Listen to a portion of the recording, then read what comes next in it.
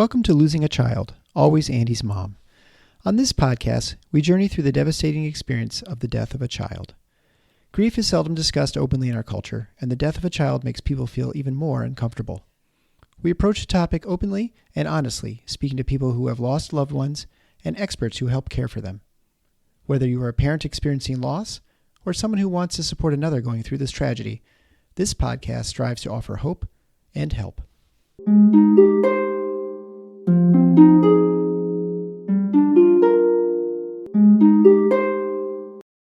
Welcome to episode 137 of Losing a Child, Always Andy's Mom. I'm Marcy Larson, Andy's mom. Today, I am delighted to introduce you to Rachel, Matty's mom. I'm not going to give much of an introduction today because we just have such a great discussion that I don't want to limit.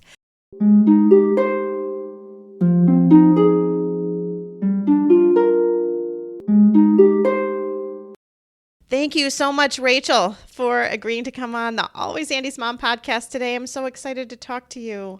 Me too. So normally, to all of my regular listeners, you know that we always start out by talking about our child and their personalities and all about them. And we will definitely get to that because I really want to spend a lot of time talking about Matty. But with Rachel, we're going to go back a little bit further because Rachel's got a unique story in that she dealt with a lot of grief over the years. I think it's important to kind of go there just so that we can understand where her head sort of started and then talk about what she maybe expected to happen and what really did happen after she lost her own son, Matty. So why don't you just start off by giving us a little bit of that kind of background for us, Rachel? Way to start off on a positive note there, Marcy. Right? As a child, I had loss, but I was too young to really acknowledge the certain losses of when you're 7, 8, 9 years old. Right. But the biggest one that impacted me was when I lost my father at 17. It's crazy because I don't really talk about this that much. So I was actually pregnant at 17 with my daughter. Okay. I was supposed to be with my father that night when he died, and I wasn't because my daughter was a baby and she was crying, and we didn't end up going together, and he died in a single car accident. And that was very traumatic. I remember my mom getting that call and screaming, and then I was just screaming because I was like, what's going on? What's happening? And then going through all the events when you lose your parent as a teen, I was still relying, on him to be there, and he was the sole provider, and everything that we went through, we lost everything as a child. At 17, we lost our house, we lost everything. Everything was gone instantly. It wasn't just my father, it was everything. Yeah, your whole life, really. Yeah, we had to find our own ways, and we all separated. My brother and my mom and I, we all went our own ways to take care of our own selves and try to survive financially, I guess. That grief, it still sticks with me to this day. Losing my father, it was a very traumatic experience. And then as I grew up, I think I became very close to my grandparents because of the fact that I lost my father. Yeah. And my mom kind of went her way, and I was those were my parents, basically. Those were the people that I went to, for anything at all.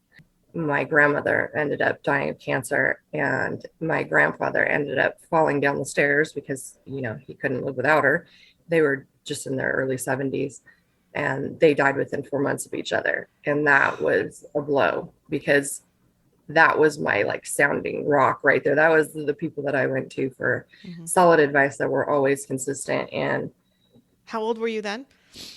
I was 26 when that happened. So not that many years later, really. Yeah, not really. So I didn't really know. And I was the one that had to pick out because everyone was just a mess. My mom, her brothers, my grandfather was running around popping aspirin. I had to pick out my grandmother's urn. I had to do all of the, the things that you have to do when someone passes. And when my grandfather fell, I had to be there to tell them they could take him off the machine. All of these things. And you're just thinking, this is horrible. You watch the family crumble. You watch, even my mom was just not the same. After that, after losing her mother and her father. And then my uncle, and we were close family, so Yeah. my uncle had his son Rodney. He was 26. He got H1N1 11 years ago. In February, he passed. I was there every night with him in the ICU for 24 days straight. So that was extremely hard because it was like my brother, he was Yeah. like my little brother. And at the same time as that was happening, my husband's cousin's son got H1N1, and we got a phone call to rush there. And when I walked in, here I'd spent all this time in the ICU with my cousin watching everything they're doing. And I walked in and there's no propofol hanging, there's nothing. And he's completely unconscious. And he's 11 years old and he sits at school right next to my son and they're friends. And I'm walking this room and I'm looking at the same exact equipment that I'm looking at my cousin's same time. So it was like 2 weeks prior to my cousin dying. Caleb, with this little boy. I walked in there and I looked at my husband and I was like, he's gone. This is not right. Like what's happening in here right now. They just haven't told her. And I wasn't as close to his cousin as I am now, obviously, Right. Being in the room when she lost her son. And they eventually did. I think the nurse kind of caught on to me realizing that this wasn't lining up in my head. Yeah. And they ended up telling her that he was gone.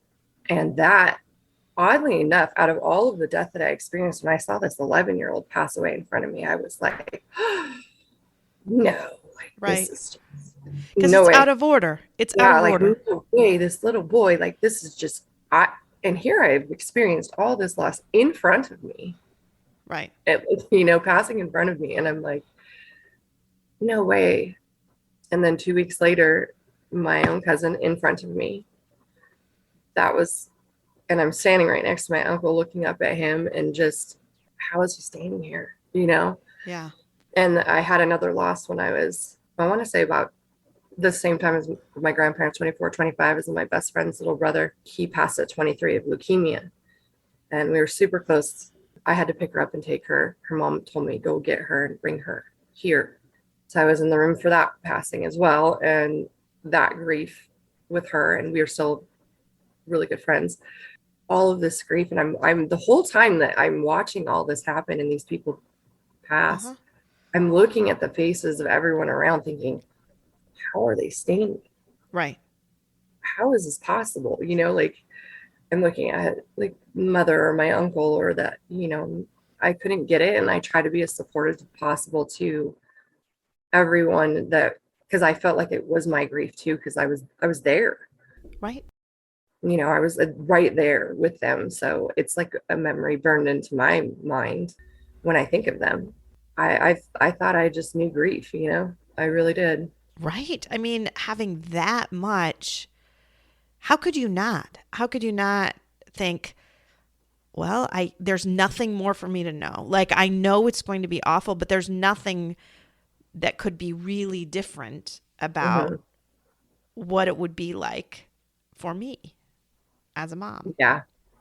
And I would sit, like, I watched as my best friend grieved her brother, knowing how I felt when I lost my father and how alone I was. And basically everybody just, goes on their way. And here I am, a kid. And when she lost her brother, I was very, very supportive in the fact that whenever she wanted to talk about him, we talked about him. If at any time, and the things that happened that were different with her mom and how she grieved differently than she grieved and how it affected her children, we always talked about that. And I always felt bad, like, for her mom, because I knew her mom, she's grieving her son. And then I felt bad for my friend because she lost her brother and her mom. Right. We always have this running joke because his picture will fall out sometimes when something bad's happening. And I'm always like, there he is. He's coming to tell me something. To this day, we always honor him and talk about him. And when the 11-year-old, my husband's cousin's son passed, his mom would call me just occasionally. And I would see her out and I would be like, man, she's strong. Like, look at her smiling. Like, yeah, this woman, like, I looked up to her almost like, I can't believe how amazing she's handling this. Like, this is crazy. Like Yeah. how she's doing it. And then my uncle, oh man, he didn't talk. He has had 3 strokes, a heart attack, all of these things since his son passed, and his grief went inward. And I can see the difference between how they both grieved. That was surprising to me. So here I thought I was some kind of a grief expert. Right. I see how she did it, which is awesome. I see how he did it, not so awesome. You're right. You feel like, okay, a little bit prepared. Now, I do want to go way back now. So now I really just want to talk about Matty first so that we can learn about him and get to know him a little bit. Matthew, because I got pregnant so young and I was now, super hyper vigilant about not making a mistake in my life. I waited a long time to have another kid. I think he's about 6 to 7 years younger than my oldest. Mm-hmm. He was just planned, like completely planned, vitamins before, everything was planned for this one. Like, I had this one under control. Far from the truth, because as soon as he was born, it was just completely complex, and he was jaundiced really bad and on the little belly bed at home as a baby, and weeks of those little pinpricks on his feet, and just very stressful. And then at 1 month, when I'm thinking, yes, jaundice is gone, that doctor put that stethoscope on his heart and didn't say a word for minutes. I remember looking over at my mom going, what is he doing? And it was almost like silence in the room. He's like, I need a chest x-ray immediately. Like, what the heck? What's going on? And then they start doing all of this stuff, and they come out and they tell me that he has a congenital heart defect. And I was like, 24 years old. What in the heck is a congenital heart defect? No way. I planned this child. Yeah. Oddly enough, when I was pregnant, he was flipped backwards when they did the ultrasounds. They couldn't really get a good picture of a lot of things. So this is something they should have seen, is what I was told. Right. Normally you would. Yeah, for sure. Yeah. So we go through that whole process of tests, EKGs, echocardiograms on my 1-month-old baby. I'm totally panicked. At this time, my grandmother was still alive and she was a cardiac nurse. So of course my focus is her in this situation. They had, when I finally talked to his cardiologist, amazing man, he told me that he had atrial septal defect and that he had pulmonary stenosis and he had aortic stenosis. He had a bicuspid aortic, and so it was like a different language to me, which of course I, as the mom, Googled every single thing he said. Uh-huh. And I even found little diagrams. The heart is the house, how it works. Because here I'm not, a doctor. So I'm like, okay, I get this. Doors, house, doors, pulmonary arteries leaving the heart to go to the lungs, aorta leaving the heart to go to the body. And they're both too small. That's not awesome. A lot of work on the heart. To color. And I thought, how cool was that? It was for kids to color to understand. Uh-huh. So I was like, this is great for me. I'm coloring this. Very good. So we went through that process. He was very sick as a baby. We were on 6 breathing treatments a day. We would go to the hospital almost once a week. He would turn purple. And the doctor would tell me, maybe about 5 we'll do the surgery, maybe about 5. It ended up being at 2 years old, because he was not handling it well. He didn't a cath, and he just said the pressure on his heart is just way, way, way too much. And we need this to go.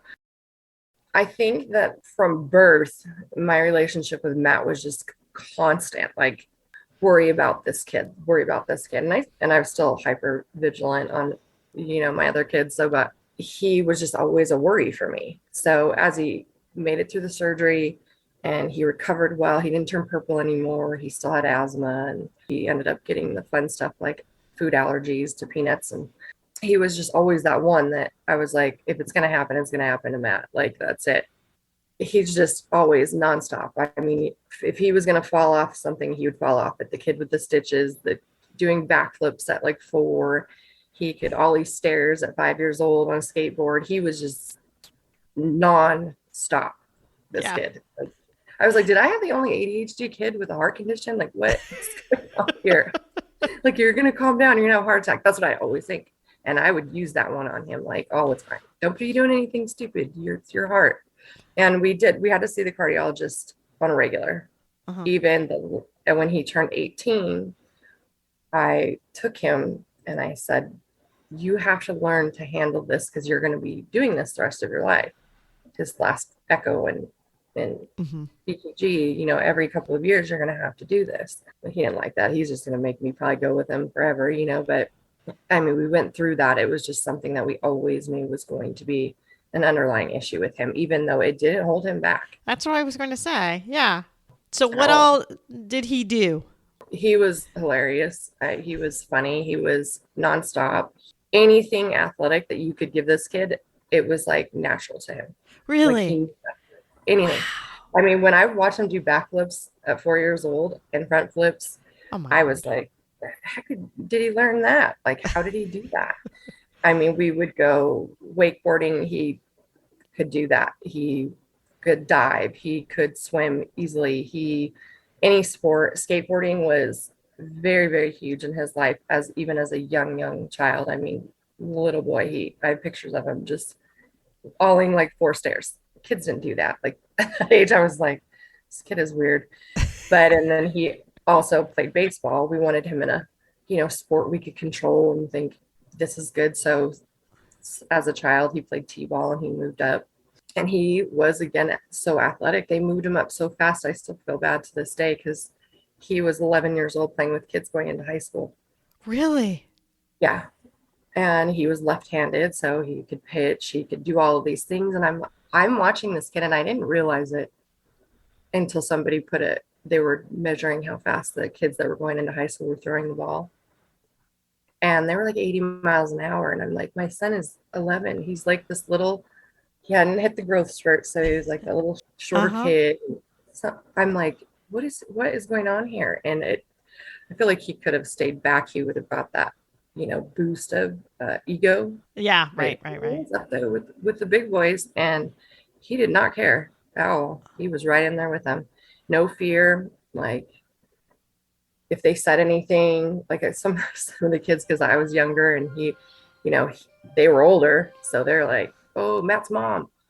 Matt's mom. And then Matt would be mad. Boy, he did not like that. Very protective of me, like as a mom. And we were just super, super close. Like there was never a day that he didn't call me or text me or that I didn't talk to him, or he just relied on me. 100% relied on me. And I love that, as a mom. We all want that kid that's like, needs you, Yeah. That was very special to me, like that we had that connection. And no matter what, even if I yelled or like we do as moms, he was over it like almost immediately, where the other kids are like talking to her for like hours. Yeah. But he didn't care. It just bounced off. Just right off of them. And I mean, as he became older, he got in another accident because he's my fun child with my husband on a razor, and he was 16 and he degloved the palm of his left hand. Oh, didn't know what degloving was. Okay, this is another new one. That was quite an event. I had no clue how serious that injury was. So we're going through the whole process, and they did the first surgery, and it took him 3 hours to clean it. And when he woke up, here he's 16, he hasn't been under anesthesia since 2. Oh, he was mad. He yelled at me, and we went back to the room, and the doctor came in and he told us we have to do another surgery. His hand is so swollen. All we could do is clean the debris out, and there's nerve damage and there's all of this stuff. Oh. So now he's even madder. It was an interesting week and a half in the hospital with my 16-year-old son, and just him and I. We have to take a bath. He can't give himself a bath. Well, you're not looking at me with nothing on. So we're going through all these experiences of how I'm going to take care of him, but yet give him his privacy as a young man. Mm-hmm. The next surgery was probably about 4 days later. And I remember looking at the surgeon and I said, how long is the surgery going to take? And he was like, as long as it takes. And I was like, what kind of answer is that? What does that mean? And so I didn't really think it was that, a few hours, whatever, No, this thing was 8 hours long. And I was pacing the halls, and I didn't tell anyone to come because I didn't think it was going to be like that. And I remember it being about 1 a.m. when they finally came out of surgery. And I'm just panicked because they have these screens now, and everybody's kid goes to here, and then they go to recovery, and then they're out, and then just their names are all filling off the list but mine. And I'm like, no, what's going on? Pacing. Finally, they told me what had happened and that he had nerve damage, which ruined baseball for him. Yeah. But when he woke up, again, extremely angry.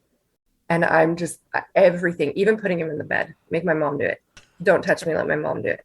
And finally, one nurse said to him, there's 4 of us. Your mother does not work here. And I'm like, he has to be the worst patient in here right now. He has to be. He's just so opinionated about everything. Yeah. But everything was my mom's going to do it. Yeah. Could I leave and go take a shower and get clothes? No, you got to stay here.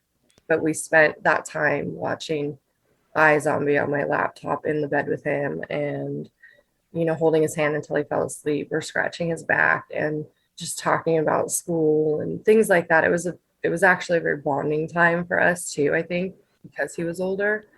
When he got out, he couldn't play baseball anymore. He went back into skating, which I watched the kids in the Olympics, and I'm like, oh, Matt, I wish you were here, because he just made it look effortless. Everything he did was so effortless and so beautifully done. And his personality and his laugh, he played Fortnite and that yelling at that game every night. And he had told me right before he passed that he had made it into the championship. And I was like, how do you leave it to this kid to maybe possibly start to make money off something I'm yelling at him about every day. Right. Previous to that, we had gotten him into the union as a motion set painter. His father worked there, and he got him in. And boy, he hated them. You're talking the awesome job, great benefits, massive pay, for an 18-year-old kid. And, we live in California, 405 freeway, commuting. I would have to get him up every morning at 3, bang on the door to get him out of the shower, get him in the car. He'd lose his ID every day. It was like, I think, reasons to not go to work.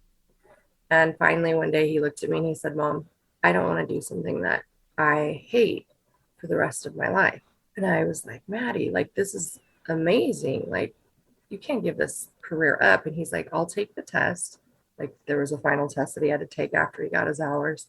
But he's like, I really just don't want to do this right now. I just don't. And I had to sit back, and I'm glad I did this now. And I said, okay, take a break and figure that out. During that time, we were transitioning our business and had to move my office back to the house for a brief moment until we figured out where we were going to move everything. Mm-hmm. So I got to spend a lot of time with him home and me home working. And that happened to be about 3 months before he passed. So we had all that time. And I was thinking, what if I would have just pushed him to stay working and not had these moments, not knowing what was going to happen. Those are precious, certainly now. Yeah, it was, and I didn't realize it. And I'm glad that I let him have that moment. I'm sure I would have eventually pushed hard on him afterward, but yeah, I let him be him at that moment. And I think that was good. Yeah. Good choice. Yeah. So do you want to talk now about what happened? Because he had that awesome job, he went out and he had bought an Infinity. Beautiful car, nice car. And he hung out with some new kids that I really, I was kind of hesitant on them.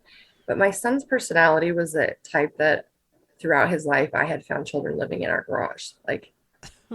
Literally took in, I was like, they weren't straight dogs, they were straight children. He took them in. That was him. Mom, they don't have anywhere to go. Because we have this big shop out back, and you go out there and it would just, I was like, now is the shelter for children that have nowhere to go. And I had a lot of stories from these boys afterwards. And I just remember seeing this one boy, and I kept thinking to myself, I don't know, something just didn't fit in with him. Mm-hmm. And after Matt's hand accident, he did start smoking weed a lot. Here we are in California, so that's a hard conversation with your kid. Yeah. And it didn't seem to affect him in some horrific way, but when this boy came around, I don't know, there was something different. He was one of the last people that I saw leave the house with my son. The day of my son's accident, It was 420, oddly enough. And I hadn't seen him that day, which was weird because it was a Saturday and, you know, we always talked and always saw each other. I remember just being hyper like focused on where's Matt? Like it's early, no reason for me to be concerned. And I remember sending him a text midday too, like it was like a copy and paste of like the effects of marijuana long term, like, you know, doing like stupid stuff like a mom would do. And he always responded, and he didn't respond that day. As the day progressed, I didn't really think much of it because, again, it was early. Like, he's 19 at the time. Like, Yeah. he left with his friends. I could see on the camera that they came in and out. And my husband and I went to dinner, and we came home, and I still hadn't heard from him. And it was about 7 o'clock at this time. I remember looking at my husband, and I was panicked. It was like something internally. I swear, it was almost like I could feel it to the core. Yeah. Something was wrong. And I remember freaking out, telling my husband, you need to call him. I was calling him. I made his sister call. My husband and my son's dad are not the same person at this time. It's a different story, but he'd been with him. My husband now has been raising him since he was 1.5. I'm having his biological father call. I'm having my husband call. I'm having a sister call. I'm calling. Matt's not answering. Matt's not answering. Why? This is weird. None of us, not one of us. And so it was probably about 7:30. You know, now my husband's mad at me. He tells me I'm being dramatic. You know, he's 19. He's a boy. Like, leave him alone. He's fine. So then we get in an argument. So me being completely out of my mind for some reason, I decide I'm going to go and sit in my car. I'm so mad at my husband. I'm going to go sleep in my car and wait for this kid to get home.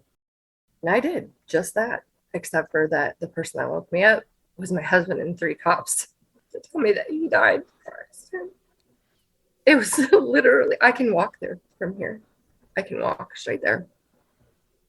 They just said, you know, that he didn't have a seatbelt on, and they think he was driving at a high rate of speed and lost control. At the time, I didn't say anything except for, where is he? Yeah. That's all I kept saying. Where is my son? Where is my son? Over and over again. It wasn't even, I didn't care what happened. I just want to know, where is he? Yeah.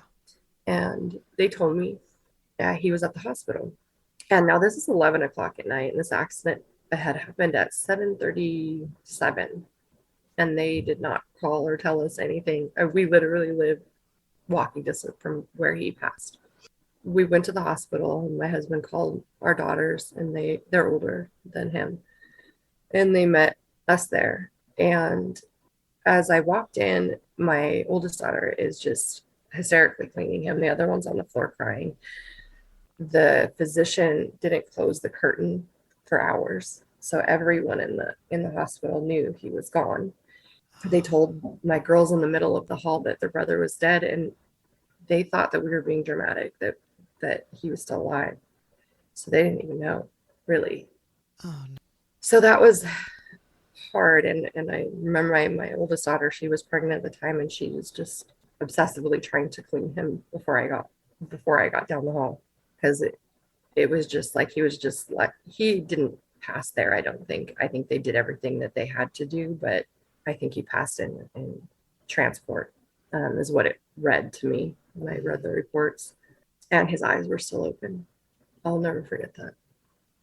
They were wide open, and somebody had to have been holding his hand. And it just killed me, because I was like, how was I not that person to be the last person that he saw, you know, or the one to hold his hand, or how scared he must have been, or were they loving? Were they kind to him? Did they, you know, you're thinking all those things as a mom, like, were they being nice to him? Like, or were they just treating him like some stupid 19-year-old boy? You know, like, all of those things were rushing through my head, and I couldn't figure out, why did this happen? Like, Matthew had been stealing my car since he was 14. This kid knew how to drive. Like, you know, I couldn't grasp it. So I grabbed his phone that the police had left with me. They just gave it to me when they told me.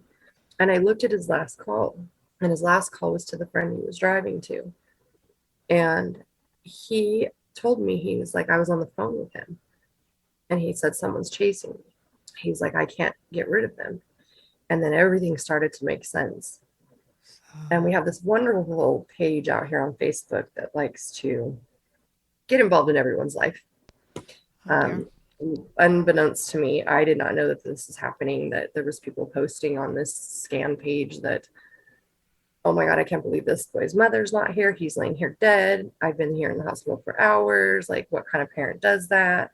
Oh, that's the kid that was racing his car through our neighborhood. Think, his brand new Infinity, trying to check it out, all these things. And so as I start to figure out this stuff is happening, one comment in there says, does anyone not see that the back end of his car has been hit? And I was like, that's weird. And then everything just started to kind of make sense to me. But where we live is very like open, and where he was driving, it was a very, very wide street, all backyards, no cameras, no ability to know what happened at what time. And when Matthew crashed, there's the electrical box right there. So it took out the whole neighborhood's electricity. So I really, to this day, still don't know the entire truth. And there was not a really good investigation open on it, though they did, look into things and said that they do believe that this is the events that occurred. But I just don't feel like there was very much emphasis put onto what happened. That bothers me to this day, because when I got his toxicology report back, I swore I thought I was going to find something else, something that made sense. Yeah. And I knew he smoked weed. And then there was one other product in his system. And then that was completely my fault, but it still didn't make sense to the accident. And that was, at the time, I had been taking Adderall, running a company with 50 employees, and all the things that I was doing. I have ADHD and I'm trying to focus. And I think that's what he took. It was in medical range, is what the coroner told me. And I was like, but there's nothing else. I thought, am I going to find fentanyl? Am I going to find lean? Am I going to find, Yeah. Something that would make sense to why this would happen? And I couldn't wrap my head around it at all. I kind of had to let a lot of it go because it was driving me insane. Yeah. Basically. But at the hospital, finally they pushed us into a private room. It was Easter weekend. And I remember the nurse walking in, and you're in that daze, just really dazed. And she said, well, what are your plans? Just like that. And I was like, I remember looking at her just blankly, like, I don't know. I know. No clue. No clue. What do I do? And then she just said, well, I can't make you leave until the coroner gets here, and hands me a pink Post-it note with a number on it and a case number, and walks out of the room. I still am standing there like, I don't know what to do. My ex-husband kind of took over at that moment. I think he was a little more able to, where to go or from there. And I didn't want to leave. Yeah. I didn't want to leave. I would have stayed there. I remember looking up at my daughter, my oldest one, knowing that she was pregnant. And I just thought, I can't do this to her, like, I don't know what's going to happen if she stays here watching me break down like this, And I was like, okay, I got to go. And I remember it felt like my feet were like into the concrete. Like I had grown into this building. Like I was not going to move. Basically, my husband says that's true. I was practically carried out of there, like, just in pure devastation. And every day since has felt that way. You're just devastated inside. And it is so hard when you don't know exactly what happened, and that's a tough thing too. Right. Yeah. And I'm one of those, when I called the coroner, I met a very unfriendly man who ended up being very kind to me at the end. But he said, I didn't know. I just called and I'm like, where's my son? Like, I want to know. Still here. I want to know. And he said, you're one of those moms, aren't you? And I said, what? Excuse me? And he was like, you're one of those moms, those helicopter moms. Oh boy. I never felt so angry in my life. Like, did you just say that to me right now? Like I said, if I was a helicopter mom, my son would be alive, apparently, right? Like, because I would have saved him. But he really lit one on under me, man, this man. And so I continued to call daily to find out what was going on. And I started to learn about the coroner's office. And when I finally got my son an autopsy, it wasn't my son's. It was someone else's. Oh, no. That led me into a complete mother craze of I'm going to fix the coroner's office. And boy, I documented everything. I went down, there were 20 binders. I sat in front of 20 board members and I handed it to them. Did it get me anywhere? No. But well, sometimes you just feel like you need to do something. I mean, that's the thing. You just need to do something. And yeah, you took him. You said you were doing an autopsy. All they did was toxicology. He has a clear open heart surgery scar in his chest, not even marked. His injury on his hand, not even marked on the paperwork. Nothing. I pointed out everything they did wrong. Yeah. How do we know he didn't have a heart attack? How do we know, anything? Yeah. We don't know because you didn't do your job. We've kept good relations since then. The coroner's office and they update me on their changes. Like, have someone sign for an autopsy. Don't just mail it out to random people. Like, that was upsetting because now that child, and it was a child, passing is like engraved into my head of how that happened. Yeah. And I had all the details. And I told them, I go, that's a violation. And they said, only if you tell the parent. And the last thing I'm going to do is call up some family and tell them. For sure. So I just was like, you're going to make changes and you're going to report to me regularly. That's what I told them. So they started to, and they still communicate with me to this day regularly on some different things that they've updated. They could be lying, but they do it. But I can say that for a year and a half, I think it was a complete fog. We own our own business. My husband looked at me on the Sunday after my son passed, and he said, we're not like regular people, right? Like, you have to go to work tomorrow. You have to work. We have all these employees. We're the people that run this company. You cannot not work. I'm looking at this man like, I'm about to stab you right now. Right. Are you out of your mind? And somehow I did it. And I literally left myself Post-it notes for like later when I went back to look at things.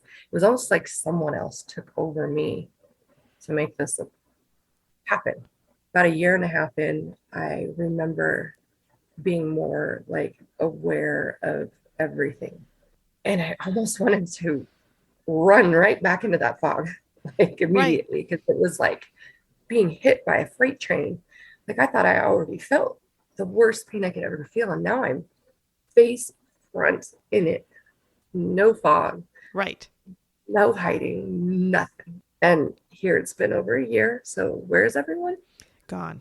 It's been a year. Yep. You should be over it by now. Yep. My own brother, are you going to get over this? I said, yeah, I can get over you. I'm never going to get over this. I'm never going to get over this. So that brings us back, I think, to where you had started and feeling like you kind of knew grief and you knew what to expect. But you didn't. You didn't. No, not at all. And that's where your brother sits to this day, right? Yeah. So he, in his mind, is like, I lost my dad, I lost my grandparents, you know what I mean? He's went through a lot of those losses, and now he lost his nephew, and it feels the same to him. Yeah. And he feels like this is all the same. It's all horrible. It's all terrible, but it's all the same.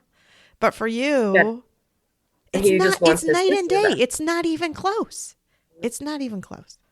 That is the thing. I mean, I don't like to say that I love other grieving mothers because I don't want there to be another one. Right. But I love them because they understand, even the fathers, and I only have met a few that will open up, but they just get it. Yeah. You don't think that you're crazy for what you're feeling. And to talk to them is a therapy to me. Oh, I think without a doubt. I've made many comparisons on my son's death and my father's death. So like well, they're both car accident deaths and single car accident. Single car accident, yeah. And I'm just like, whose life does this happen in? Like, but then I meet moms that lose more than one child, or so I'm thinking, don't be selfish, don't act like that, like you whatever. But I'm still like, that was my baby. Like, yeah. If I put the grief on a scale, it's gone with your child. It's through the roof. It's just so different. I mean, and I think you really brought up a good point way at the beginning when you talked about even when you saw that 11-year-old boy die, your husband's cousin's son. It was different to you. And I really think that goes with it's out of order, Yes. My mom died too when I was 21. She was 42 years old. That's really young. It is. It's really young. I get that. I know that. That's at that age where you're like, now I get my mom and I want her. Yeah, right. In my life, Right. Want her to tell me stuff. You lost her at a very, very important time. Well, yes, but my point is, even though she was only 42 years old and very young, she died before me, and that's what's expected. It was horrible. It was terrible. I hated having to go through college without her. We had talked on the phone every single day when I went away to college. Every day I was on the phone with her. So it was horrible to lose her. But still, in my mind, it's still in the right order, right? Yeah. You expect your parents to die before you. And even though I'm young and it's horrible and terrible, it doesn't have the wrongness to it like that. Yes.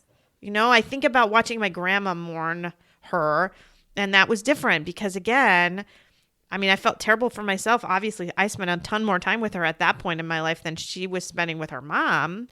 But when it's your little girl, that's not the way it's supposed to happen. So watching them grieve, her mom and dad, my grandparents grieve her, was hard to see. I didn't get to experience that because my father's dad was already gone, and his mother was pretty distant from that. I never experienced. So that I experienced my uncle and everyone else, but I didn't experience my grandparents' grief or my grandma's grief. His mother wasn't very close to her, that side of the family, but I don't know how she. It's terrible, right? I couldn't have imagined anything worse than losing my mom when I was 21.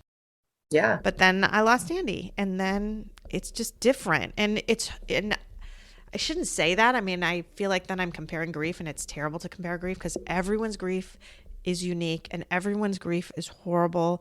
And if it's the worst you've experienced, that's the worst you've experienced, right? And, maybe it's your pet dog and that's the worst you've experienced. That's devastating for you and the worst you can imagine. So I don't want to belittle any of that at all because if it's your worst, that's your worst. Yeah. But it is, I think, valuable to be able to look, as you said, to other grieving moms and bereaved moms because you can have something that you really can bond with them about, so that because you can kind of get each other and understand each other in ways that others can't. Yeah, and there's those which you're probably going to understand, and they're ugly moments. We have ugly moments as a grieving mom,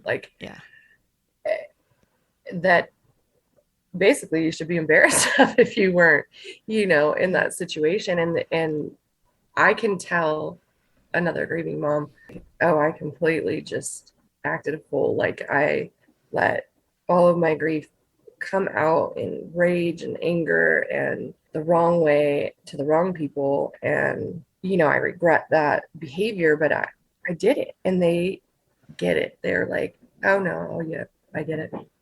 I get it. And they don't say, oh my God, I can't believe you did that, Richie. Or you should be ashamed of yourself, or that's really weird. They're like, oh no, I get it. So it's nice to have that person to say, you know what, you're not crazy. Yeah.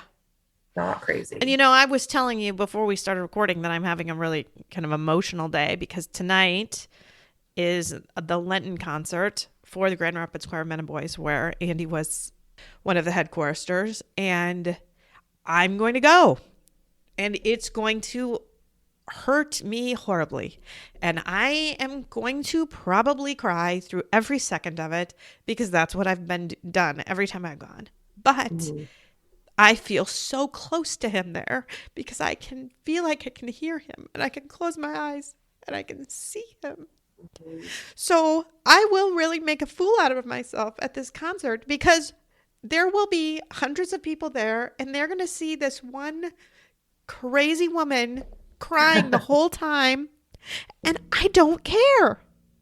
Yeah. I don't care. and I will tuck myself a little bit off to the side so that I'm not going to be a distraction, I hope, and bother other people. And I know there'll be people there that'll look at her and think, what's wrong with that weirdo lady? Mm. But, that's what I need to do for me. And if it makes other people think that I'm weird or feel a little uncomfortable or whatever, that's the way it is. But even though it's going to be hard, it gives me a little bit of closeness too, Yeah. right? So sometimes you just need to do those things, even if they're crazy. You just do. I've done them. I've walked right to my son's crash site late at night, fell asleep in the dirt. One of his friends actually found me there one night. That was embarrassing. But you just sort of sit here in your head alone and everyone's gone. And I'm just like, where do I go? What do I do? I'm walking there. I'm going. Like I'm gonna go sit with him. And then you just cry, and then you're just a wreck, just on your knees basically. Like, why? Like why? And I mean, I've done those things and I'm like, oh my gosh, how embarrassing. Like, and here comes one of my son's friends that he knew since kindergarten, like, like, Mom, like, what, are you okay? Like, just loving, kind, just totally understanding. But it was embarrassing, like, here I am, a grown woman. What am I doing over here sleeping in the dirt? Like, like, what are you doing? Like, and it's just all that grief, that pain, that longing for them, like the child, like.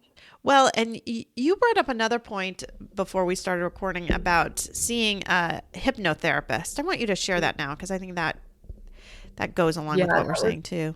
Yeah, that was like I had said, I mean, I've been through a lot of different counselors in life, and it just didn't fit with me. Nothing against therapy at all, because I feel like that whatever works. Hey, Yeah. I had been suggested to go to a hypnotherapist when I was 8. I was only 18. Yeah, after your dad's death. Yeah. I remember sitting there, and when he was explaining to me how, in his terms of how our mind stores pain, he described them as filing cabinets. So we store, our pain here, we store our love here, we store happiness here, and every time something happens, we open up those cabinets and store that memory back. Whether it's, he was describing it as, if you stub your toe, it goes into the pain filing cabinet. If someone hurts your feeling, it goes there. If someone dies, it goes there. And then every time you reopen that cabinet, it's like all of that pain is coming back to hit you, because it's all just stored in there. Yeah. Not gone through, not looked at, not anything. It's just in that filing cabinet, pushed away, and only opened when you're filing something back. I walked away with that. Like, that was very interesting way to describe where we store pain, and why maybe my pain comes out as anger, because sometimes, you stub your toe. What do? You yell. Yeah. Mad, like you stubbed your toe because that hurt and you're irritated that you did it. So you store it in the pain, but it reflects as anger. So it's interesting. It was an interesting way that he described everything to me, and it makes sense even when I analyze myself now, because I feel like I have a lot of anger towards that my son is gone, towards this pain and why, and towards even all of the losses that we as grieving parents have secondary. All of that stuff is just ignites you, and it's just pain. Yeah. It's your hurt. Exactly. And you're letting it out, and then it just sometimes doesn't come out the right way. But well, and it really describes what happens when you get a trigger, right? When something triggers you, that it's just a little thing. But if it's this little thing that now needed to go in that filing cabinet, now I had to open the filing cabinet, and wow, it just blew up, right? That's what those triggers are, really. And that's why I love that analogy so much, because it just really describes what happens when you get a trigger, even though it's something that looks from the outside exceedingly small. Yes. But it just gets that little bit of pain, and now like, oh, I got to try to put that somewhere. Whoa, it just blew up. It's just like the grocery store. You know what most moms will say, it's so horrible to go to the grocery store. Oh, it's terrible. And that's that, you just look at that one thing and you're like, I'm not buying that one thing anymore. Like, that's the one thing I bought every time I came here. And then even if buying it would fix something, then it's just sitting in your house. Right. There's nothing you can do. It just immediately triggers you, and you become that weird woman in the store crying at a box of Kraft mac and cheese or something. It's almost like you become socially awkward, and then you're trying to like compose yourself and keep yourself as this person that you're supposed to be, but now you're crying at mac and cheese. Like nobody gets it. And you realize, okay, I can't be that person that just shouts out every 5 seconds, my son's gone, my son's dead. Because, I did that in the beginning. I mean, I don't know if you did, but I was like, immediately, my son's dead. Like, you could be Spectrum cable on the phone. I tell you. You say that because I did that to Michigan Blood. They called me for a blood drive. And it was like Andy had only been gone a few days, and they called to ask if I could donate blood. How are you doing today? I said, terrible. And instead of saying something like, oh, I'm sorry to hear that, this is probably a bad time, I'll come back later, she said, oh, why is that? And I said, my son is dead. And I hung up the phone on her. And you're like, why did I just do that? I know. The poor Michigan Blood lady. I mean, she did not deserve that at all. Not at all. Do it. And I can remember when I did it a lot in the beginning because I was working immediately. Like, if I'd acted weird, if I said something weird, and I was just like, I just blurted right out of my mouth. And it was constantly, for me, it was constantly going through my head. Yeah. Andy is dead. Constantly. Andy is dead. Andy is dead. Your son is dead. Just over and over and over, because I knew that I really didn't believe it. And so there was a little part of me that kept like saying it in my head over and over, like, get this through your head, Marcy. Andy is dead. How are you? And I think it was almost like, how are you still getting up and taking a shower and doing this, that, and the other thing? Andy is dead. Like, it was those things, all those things that you were talking about, that mom that was doing great and doing awesome. Like, oh, she's just amazing. She's doing all this stuff. Yeah. It's because you can't see what's going on inside in her head. That's what people thought about you. Look at her. She's doing amazing, because they can't see inside. Yeah. And I would always associate her with Matthew because they sat next to each other in school. They were cousins, they sat next to each other in school. They were the same age. And I almost remember always feeling bad when I posted something about Matthew, because I was thinking of her. Yeah. And her associating them because they were the same age and cousins and, new friends in school. And I remember always feeling like, oh God, she always probably must look at Matthew and just be devastated because that she's looking at him and seeing her son. And after Matty passed, I had no idea she was heading up a grief parent group, and she was doing all of these things. And that's how I think she was being that person that I was like, how is she laughing over here? Like, I'm thinking, how is she doing it? This woman, how is she doing it? Like, she is doing amazing. And behind the scenes, what I found out later was it wasn't like that. No. It wasn't like that at all. After years, and then after Matthew passed, she came over and told me, like, hey, this is really what happened with me that I couldn't see. Well, you didn't know. I mean, there are so many people that I know. I mean, I've got a podcast. It's listened to across the country, around the world even, right? So it's not tiny. But my friends around here, they don't know. They don't know. Yeah. They don't have any idea. It's funny because I recently saw somebody in the office, and her son had died years and years and years before. And I'd seen her once since Andy died, but I didn't have the courage to say anything to her. But yesterday I did. I had the courage, and I said, I think about you differently now, And so we talked. She had no clue that I had done anything. Because I said, maybe you could email me sometime.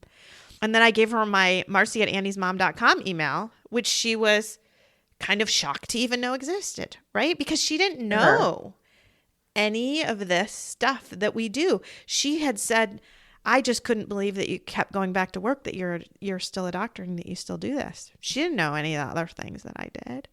because you just don't let people see that on the outside who don't kind of get the pain. I don't know if it's that we just compartmentalize it off. I think probably it is for me. I think I compartmentalize this part of my life from the rest of it. Putting on that, what do they call it? The mask. Yeah. Yeah. The Dr. Larson mask, which is definitely its own mask for sure. I can go out and work and do things and people have no clue. I stand there and the crazy thing is the whole time you're talking to somebody, you're thinking in their head, like, these people have no idea that my son's dead. To this day, I still think that while I'm talking to people. I don't do that quite as much now, I have to say. And I'll smile and, have my conversation with them, or we do a lot of restoration work, so water damages, and people are panicking, and I calm them down and I'm talking to them, but they're so upset about this, and I get it, right? But I'm thinking, like, my son is dead. This is you guys are freaking out about this. Like, what's going to happen when something happens? No, you don't know. Yeah, they don't know. Right. My neighbor recently got mad because my mail went to her. And I was like, okay, we don't live that far apart. But then something big came to my house for her. Boy, I was so happy to hop, jump, and skip over there and knock on that door and be like, hi, here, this came to my house. And then she was like, oh, these delivery people. I said, that there's bigger things that could happen in life that are more of a problem. I don't mind bringing this over to you. And I kind of probably did that to be nasty, but I wanted to point out, like, that was a ridiculous way to react over mail. Like, yeah. That is really, over the top. Not that big of a deal to get my mail accidentally. Yeah. But, and you just sit there and it's like, how do we get up every day? How do we do it? How do we move forward? And I don't know about you. Sometimes I feel guilty. Yeah. I feel that guilt of, Matty would want me. He was so needy. Like, he didn't care about anyone else. Like, he wanted his mom. Yeah. And I think, am I letting him down because I'm here still? Those thoughts cross my mind. Like, and I think about my other kids and I'm like, I have to keep going and keep going and keep going. But in the back of my mind is that guilt, like, or I'm not with him. I let him go without me. Yeah. And then you have to tell yourself, would he really want you gone? Well, not really. Right? Yeah. He would really want you with his sisters, and he would really want you enjoying life and living again. But it's funny because you need to come there on your own. Mm-hmm.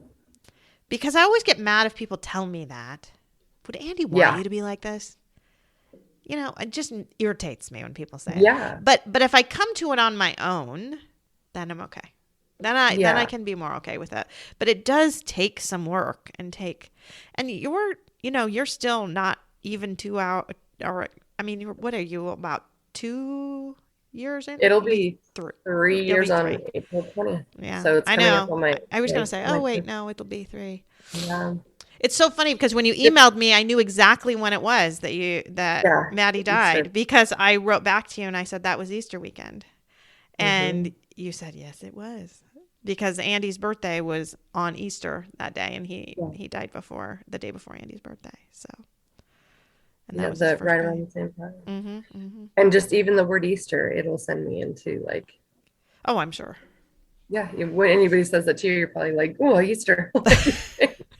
Just like, and every year now, I look at how close is it to Andy's birthday, Easter, because it's just that was the first birthday without him was Easter Sunday. So.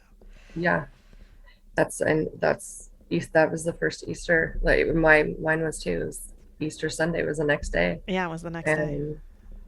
And even my mom the other day was like, we spend Easter together. What are we doing on Easter? And I'm like, we spent Easter together when Matt died. Like, that's when we spent Easter together. We haven't done anything, but she just in her mind thinks we need to do something on Easter. And I keep thinking, can you stop saying Easter? Yeah. Please.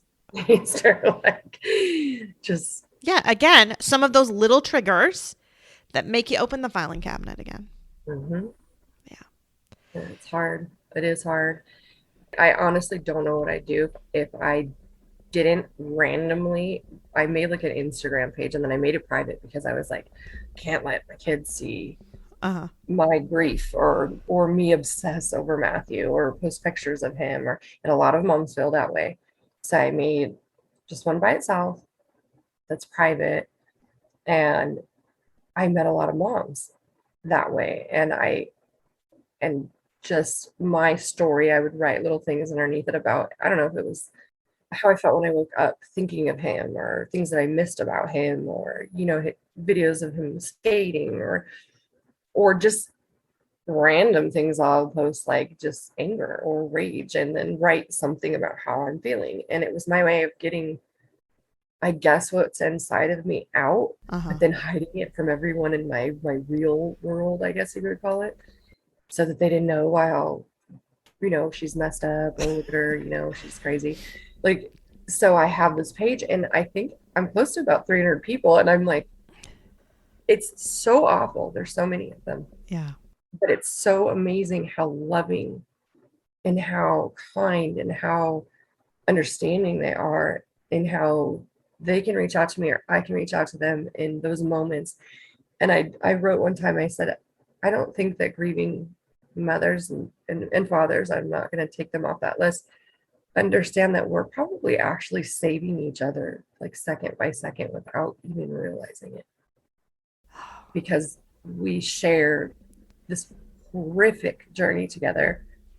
And by us just, Yeah. Being there giving for back each and other. forth to each other, those are those moments where there's been so many times another mom has said something to me where I'm like, okay.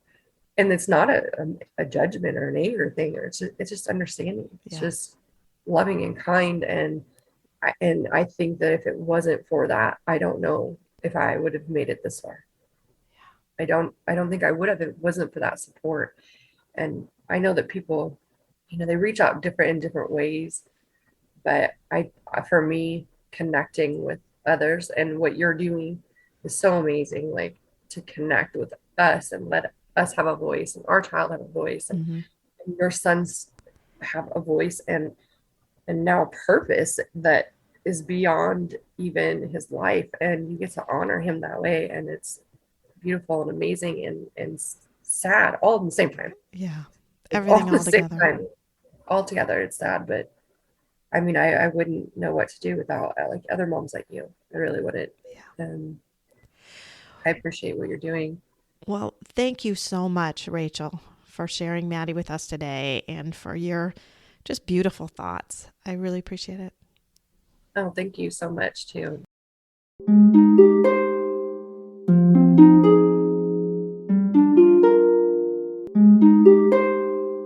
Thanks for listening. If you found this helpful or would like to support the podcast, please leave a 5-star rating and comment. To help financially, you can text Andy's Mom to the number 53555 or visit the donate page on andysmom.com. Your donations are secure and tax deductible, and we are now able to accept Venmo, PayPal, and Apple Pay. Always Andy's Mom is a registered 501c3 organization and can receive donations through smile.amazon.com, Thrivent Financial, and Benevity, amongst others. Marcy loves hearing from listeners. Please feel free to reach out to her via email at marcy@andysmom.com. Also, be sure to sign up for the email list to receive weekly updates as well as pictures of all of Marcy's guests and their children. Together, let's work to inspire hope, one day at a time.